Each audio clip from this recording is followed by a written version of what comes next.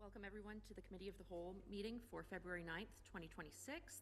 Start by calling to order and disclosure of pecuniary interests or general nature thereof. Seeing as there's none and no delegations, we'll proceed right to the Committee of the Whole reports, Administration and Employee Relations, appointing lottery licensing officers.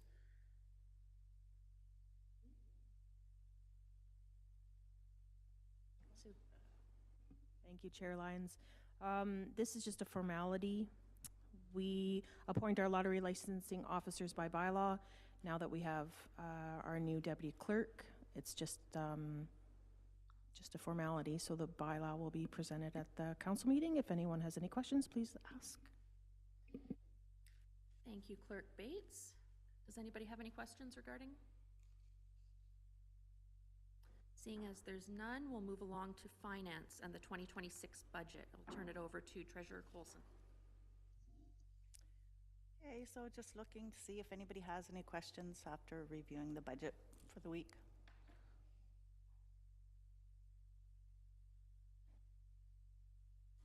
Councillor Johnson.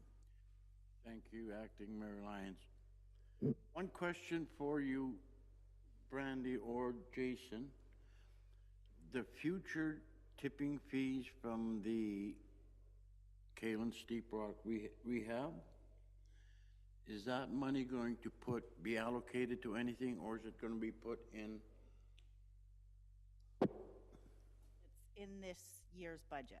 We're using that revenue this year for this budget. But the forthcoming tipping fees? Yeah, so based on the contract that we signed, those tipping fees are what wasn't used last year. This year's revenue is going towards the budget. Last year's revenue was put into reserves, extra revenue. So from January 1 to December 1 of this year, those monies have been allocated to a certain spot? Allocated in this budget, so we're using that revenue in order to pay for all the capital work and operations this year. So how can you allocate monies that you don't know exactly how much is it going to be? We're based it on the contract, on what our contract says. Okay, okay. Councillor Stimson. Thank you, Acting Mayor Lyons. Is there any kind of a chance that something could go south with this contract and they decide, well, we don't have to do any more, and we don't get any more of this money that because I was always told, don't spend money you don't have, and that's what we seem to be doing, and I've never heard of like guaranteed money. I think the only guaranteed money that you have is money that you put away already, not. If somebody can put me to rest on that, that'd be great, because I just hate to see something happen and we don't get that money and we've already spent it. Yeah. So we do have a contract in this case.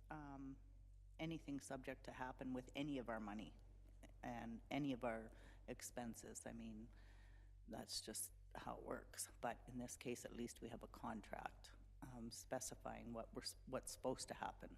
Yeah, but are contracts like that set in stone? Nothing's set in stone. No, but that's what I'm meaning. I just don't think it's good business to spend money that we have a contract that we're going to get it, but something could happen and we don't get it. You have more legal authority when you have a contract. And then you're years and years and years in litigation over it.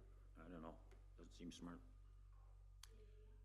Further to your question, Councillor Stimson, it's no different than when we look at proposed funding from the province, your OCIS or your own funding. The province could change directive, and that amount could change. When you get grants, you know, your you're assuming it's always, upon grant approval. So the budget, again, especially doing the budget this early, there's certain things that we have to take some assumptions with. And obviously, if there was a dramatic change in that revenue, then at that point, we can always revisit the budget, right? I mean, that's a matter of if something, very serious were to happen and it would change the revenue drastically, we would be here having that discussion. We're not going to blindly continue to spend money that maybe we don't have, obviously, right? But your budget is a projection into the year. It's February. We're making certain assumptions based on, like Brandy said, the contracts and the information we have in front of us, and then we do our best to follow that. So we're using money from reserves plus, we took money from reserves, correct, too? Correct, yes. And we're using all this money? Correct. Yeah. Thank you, Chair Lyons. I have two questions.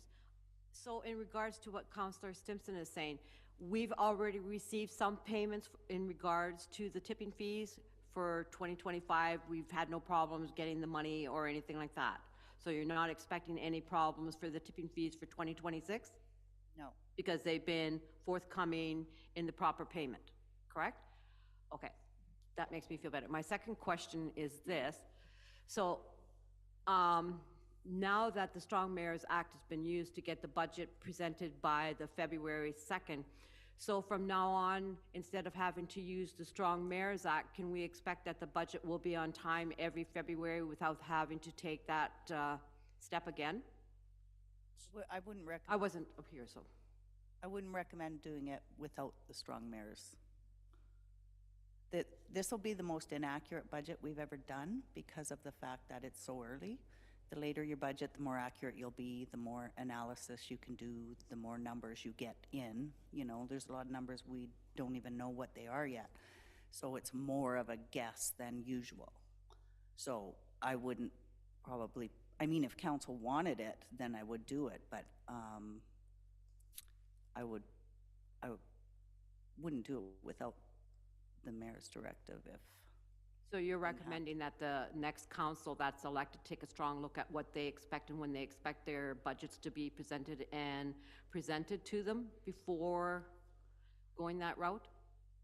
Well, the mayor can always do a directive so then council wouldn't have a say. Okay, But thank you. council should always have that discussion, right? Right. Thank you.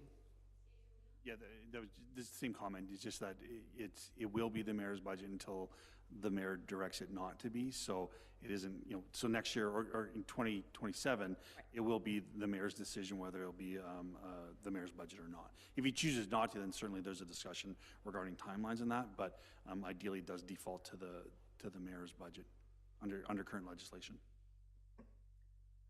Councillor Knowles, did you have a question?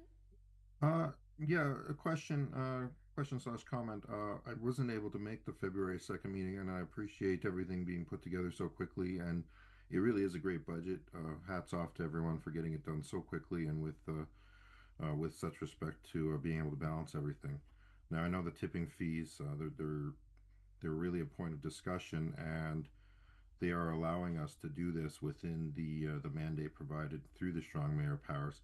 Brandy, do you know what our tax level would look like without those tipping fees involved? Thinking of future moving forward and what that might look like? It would be significant because I think the tipping fees are, just trying to find them here. Yeah, $3.3 million and a 1% tax increase over notional levy is, what did I say?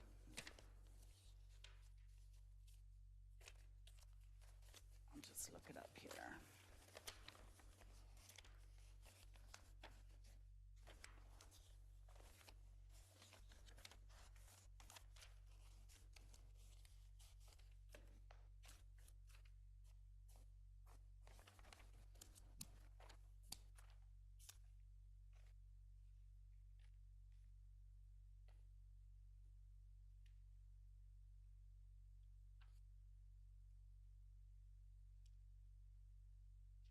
course, I can't find it, but I want to say $80,000 off the top of my head. So it's allowing. Well, 2% is 148,000, I think. So we're talking a double-digit percentage savings due to the tipping fee then, right? Yeah, we wouldn't have been able to do this budget. Okay, I guess that's just something to keep in mind when planning for future budgets and looking at timelines, and being able to do this is really is a one-off. So I'm happy for the situation that's unfolded, and grateful that we've had this opportunity presented to the community, and really it gets down to a lot of things coming together at the right time and the right opportunity. So thanks to everyone for putting it together, and I don't have any further questions to that. Just wanted to point out that this really is everything coming together at the right time that allows us to be able to move this budget forward. Thank you. Counselor Shine. Thank you, Chair Lyons. I'm not sure who can answer this question. So if council decides to approve this budget at 2%, are you expecting any of the departments to come forward and ask for extra money through new resolutions because their budgets fall short? Or are they going to have to stick to their budgets that were presented and we approved? Yeah, so historically, you've seen department heads come to council and request that, but generally, that's because our budgets were passed later in the year. So if the budget is passed early in the year, obviously, that's the mandate that we'll move forward with. Not to say under, certain circumstances, I mean, different things arise, it could be brought forward, but it's council's decision at that point. But no, there's not the plan to say, oh, well, I'm just going to wait and I'm going to, there's enough work and there's enough, funds in this year's budget to keep everyone busy for the year, for sure. Okay, thank you. We've never done an amendment, or I've never done an amendment to raise taxes after the budget. But what we have done in the last couple of years, quite a bit, is move budgets around because one project came in significantly over, so then we take money from another project. And that is potentially what will happen. As well as have to maybe go into reserves again, or no? Potentially, yeah, if there's big differences. Okay, that's what I wanted clarification on. Thanks. Any further questions or comments regarding the budget? Counselor Stimson. Yeah, every other resolution or anything we get, usually there's something that administration recommends. I'm just wondering, you guys, are you happy with this, that we can get everything done that you want? Because I know Thunder Bay, there's that guy in charge of the money in Thunder Bay recommended that if you take money out of, a lot of money out of your reserves to pay the bills, you could end up paying for it in the long run. And that's what I'm worried about. Something happens, Tyler's grader blows the engine, we don't have the money to pay for it, or something like that. I like to see the 2%, but not at the risk of depleting reserves to the point where we've got to start all over again building them up. So I understand what you're asking, and under normal circumstances, you're right. You don't want to deplete reserves to hit a certain number. As Brandy had mentioned in her initial presentation of the budget, and correct me if I'm wrong, Brandy, but we're very pleased with the amount of money being left in the reserves and the amount of money that we had to do these projects. So it's not quite the situation that you're referring to. We're not trying to deplete reserves just to hit a number. And as Councillor Knoll says, due to the circumstances that we find ourselves in this year, we were able to, our reserves are quite healthy and also allows us to do a lot of capital work. So, Brandy. Yeah, so we're actually taking less out of reserves than normal because of all the extra revenue and decrease in loan payments and stuff. Okay, thank you. Okay, so what I would like to do, well, first, get direction from council if this is the budget we want to move forward. And if it is, I would like to make amendments to what I gave you originally to decrease the loan debentures of 450, or sorry, 395, 731, and to increase the bridge capital work 450,000, and to take the difference of 54,269 from the surplus. And that is the next item on the agenda because the bridge project came in larger than we anticipated. So I just need some direction on where council wants to go. And if I can, just further to that point, so that was discussed with the mayor when we realized that. So he was okay with the amendments to the budget as presented. So we're just making sure that you guys are aware of it as well. Thank you, Acting Mayor Lyons. I would go along with everything that you suggested. I certainly wouldn't want to see that project put off for another year because it's just going to get, it's not going to get cheaper. And it's going to cost us more money. So I would definitely agree with that. Councillor Shine. Thank you, Chair Lyons. I would have to agree with what Councillor Johnson is saying. We don't want the same situation to happen with our last episode of not getting something completed, and this has been sitting only half used for a few years now. It's time to get it done and get it over with.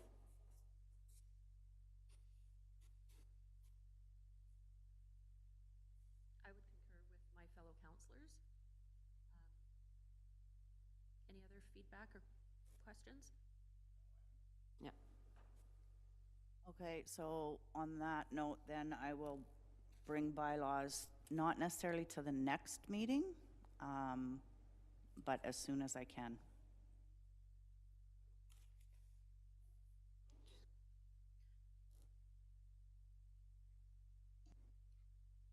Thank you. So are you guys are happy with the budget process? We're complete. We will not have a special council meeting then next Wednesday, because we were going to have another special council meeting next Wednesday to talk about the budget. If no, then I think possibly what we could also do on the 23rd is we can pass a resolution to shorten the amendment period, and then we can have the budget adopted and bylaws presented. If not that meeting, at the next meeting. If council's in agreement with that, we can do that too. Councillor Shine. Thank you, Chair Lyons. I just have a quick question. Brandy, what can the department start moving ahead, planning their projects that they have for 2026 without the resolutions being passed? Yeah, they can always start their planning and. Okay, perfect. Thank you. Seeing that there's no other questions or comments, we can move along to Public Works, Airport and Waste Management, Mackenzie Avenue Bridge Replacement Tender. Tyler? Yep, I'm here if you guys have any questions. I think the report kind of laid it out for you, but fire away if you have any questions. And then just one added point under the financial impact, knowing that Brandy was going to talk about the budget first. So the difference in the original proposed amount and the tendered amount in engineering costs and stuff, Brandy's been able to do some adjustments with a bit of a change to the budget, which was just discussed.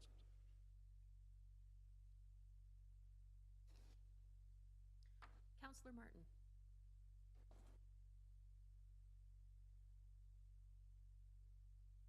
Okay, you can hear me. Through the chair. I've got a bit of a, okay. Question, who's going to oversee this? What engineering firm are we using to oversee the bridge project? We have Crescent Engineering as our contract administrator. Crescent? Yep. I'm having trouble hearing you guys. My speaker is probably not great. Okay, I guess you said Crescent Engineering? That's correct. Okay. Thank you. Thank you, Acting Mayor Lyons. We'd asked last year after the bridge, the culvert incident, that we could look at Crescent Engineering's track record. And here we are going to hire them again to do another job when there seemed to be some problems with the last job we had with them. I thought we were supposed to be, we're supposed to have a meeting about that and decide if we want to go with them or if we want to go with another engineering outfit. I don't know if you can remember that, Councillor Martin? Or, yeah, thought so. Yeah, so some of us aren't happy with Crescent. Whether they've been our engineers for 30 years or not. So if council wants to have a discussion regarding our contracts with certain individuals, it's a matter that can be done in closed session if we're going to negotiate a contract. I will say when it comes to the bridge project, it has been years in the making. It's not always a good idea to change midstream. We heard council loud and clear on projects moving forward about being competitive in the project management side of future projects. We've heard you guys loud and clear on that, but there are still some projects that were sort of already started, right? Tyler might have the dates, I don't have the exact dates, but I know the bridge project has been going on for years in regards to planning and engineering and discussions and such for it. Yeah, there was also quite a bit of controversy, wasn't there, with Crescent over the O'Brien Street job? I don't have any specifics, but I mean, again, if you want to talk about performance, yeah, I thought. If you'd like to talk about performance or contract of a specific company that we deal with, we will not do that in open session. No, okay. I'm just wondering when we can have that meeting then. Any further questions regarding the Mackenzie Avenue Bridge replacement tender?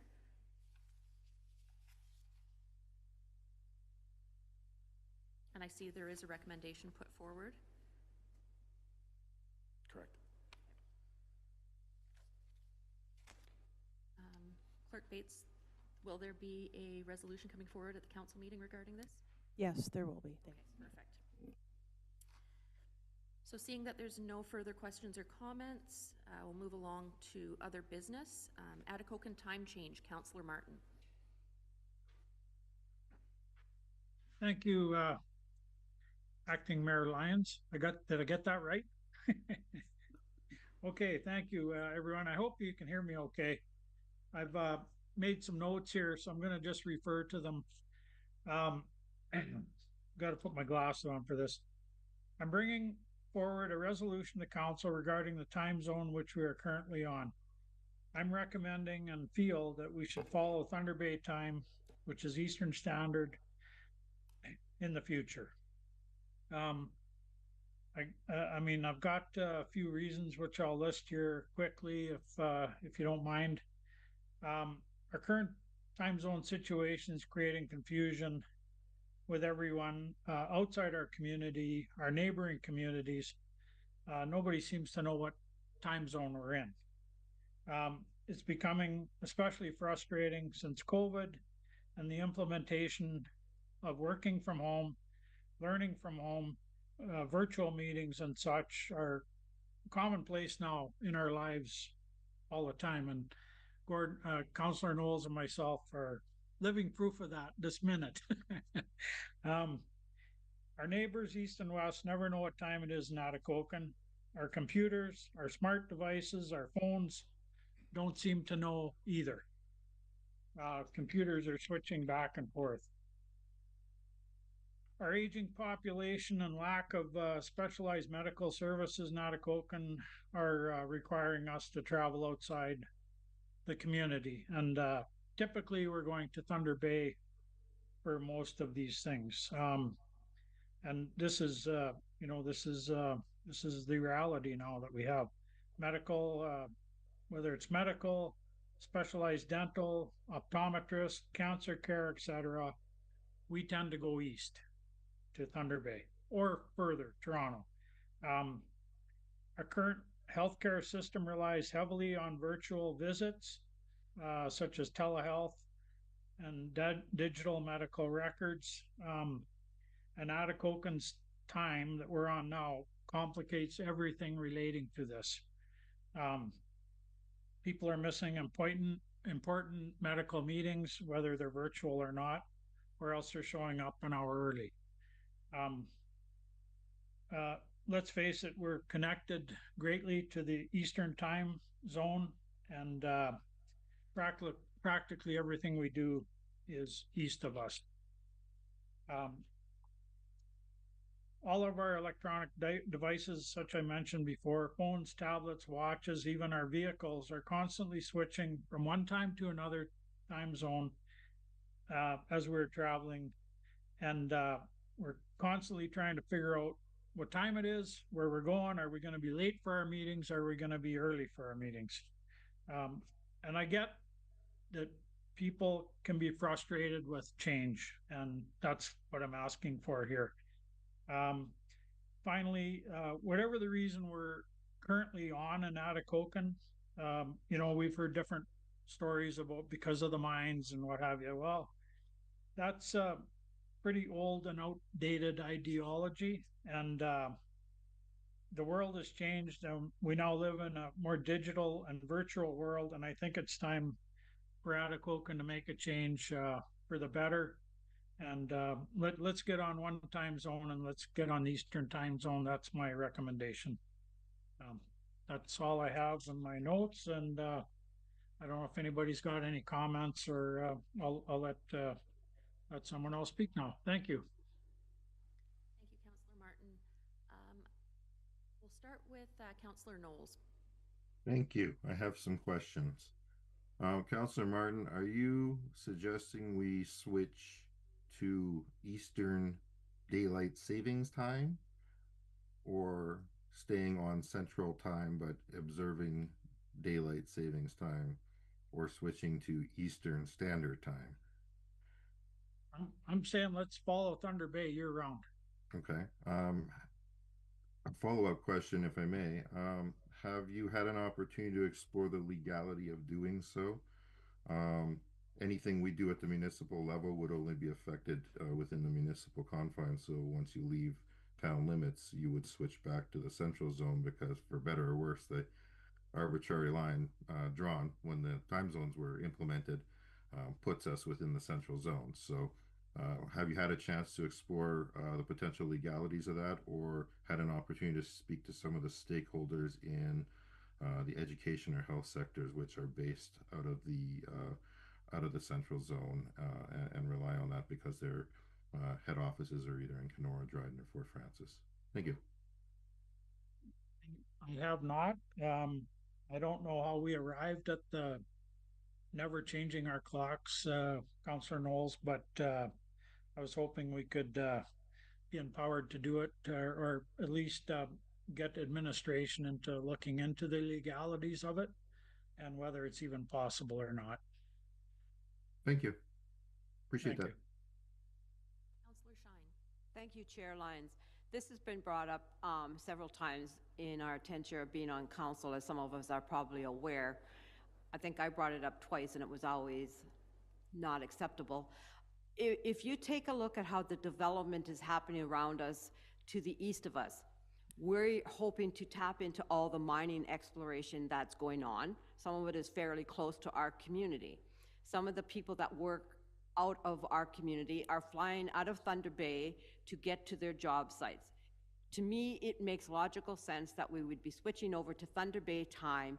And when I had looked into this before, I went around, I spoke to the hospital, I spoke to the banks, I spoke to multiple people within the community, and they all agreed it would be beneficial to them to be following Thunder Bay time. But there was opposition to that. So I'm in agreement with Councillor Martin to follow Thunder Bay time. Councillor Yeah, thank you, Acting Mayor Lyons. This has been voted on how many times now? And it's the same, got the same result. Got to be 2 or 3 times that we've had votes on this. The way we are, I've had lots of appointments, video appointments in Thunder Bay, never missed one. And never missed an appointment in Thunder Bay, never missed an appointment and to say that most of the medical stuff is in Thunder Bay, that's fine, but Fort Francis is doing a lot of hip replacements, knee replacements. And, I've never had any problem with the time change. It's just a little inconvenient in the wintertime when Thunder Bay's at, you know, different time than us, but I don't know, it seems like we're gonna keep asking until we get the answer that people want, I don't know, but. Counselor Martin. Thank you.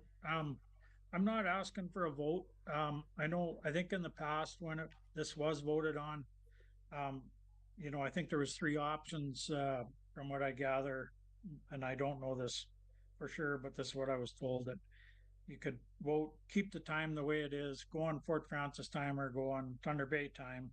And of course, people don't like change, so people didn't want to change their clocks. So I get that, and I'm not asking for a vote. I think whether we, well, you know what I've asked, so that's where I'll leave it at that. Thank you. Counselor Shine. Thank you, Chair Lyons. I think the first thing we have to do, before Sue yells at me, turn my mic on, is find out what the legalities are in this if we decide to go ahead with this. Let's have all the facts before we decide if we're going to vote on it or go to a referendum. I think we need to have all the details in front of us. And we need to think about what we plan for the future of this municipality. We're hoping that the mining is going to boom, that we're going to see some benefits of that. So I think all of those things need to be taken into consideration when we think about it.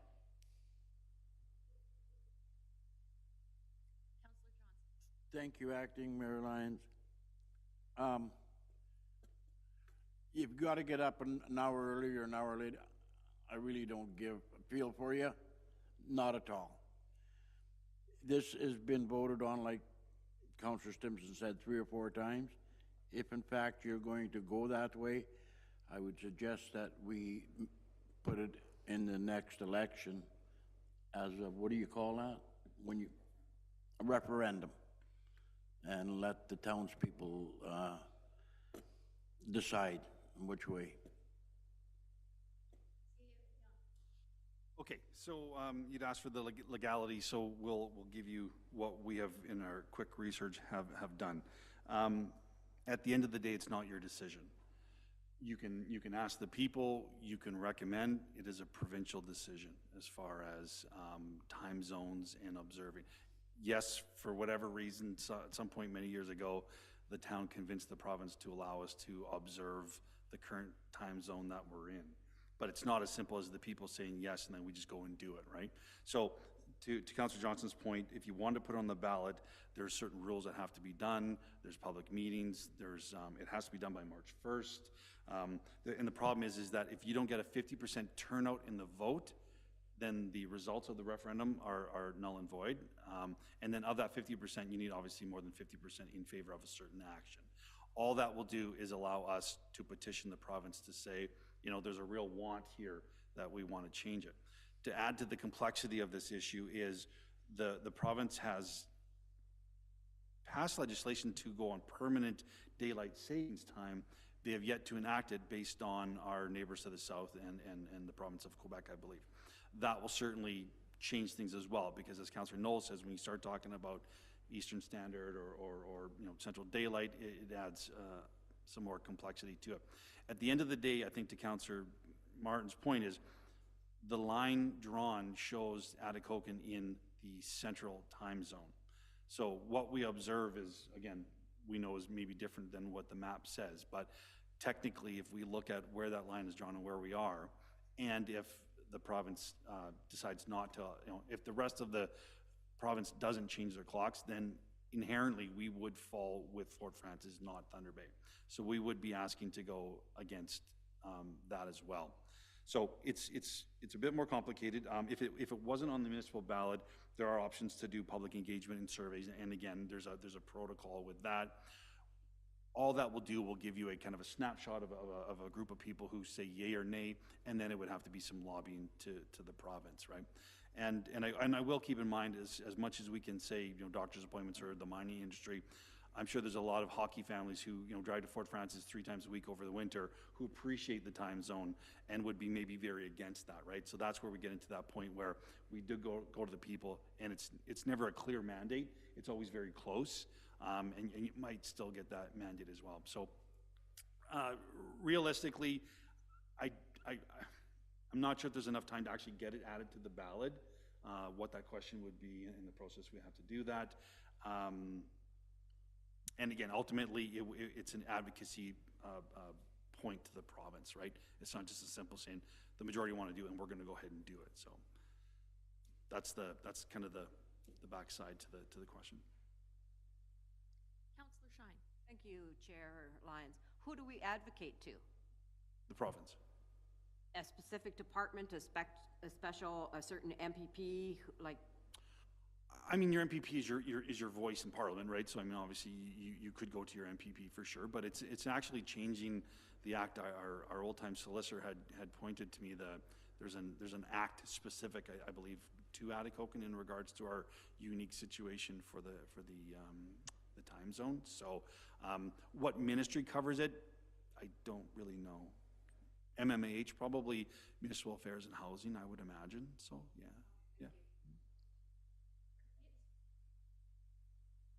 Thank you, Chair Lyons. I can probably get some more information.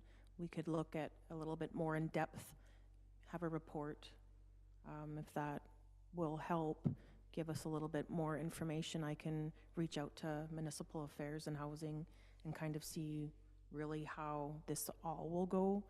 But if that's what council's wishes, I'd certainly do that for you. Thank you. Yeah, Clerk Bates, I'd be happy to see some more information on that, and I think that would be good for the townspeople as well to finally provide some closure one way or another to this, or to provide us some landing for if there is a desire to move in some sort of other direction, whether that's observing daylight savings time or ultimately changing the time zone that the municipality observes. Just having more clarity and understanding other than relying on tomatoes growing and mines operating 60 years ago, I think would definitely help us have that information at hand. Thank you. Any further questions? Councillor Martin. Thank you. Thank you, Clerk Bates and everybody else for your time regarding this. I know, there's arguments on both sides of the fence here, and yeah, if we can look into it a little further, that's all I'm asking for the time being. That would be great. Thank you very much. Councillor Shine, did you have another question? Great.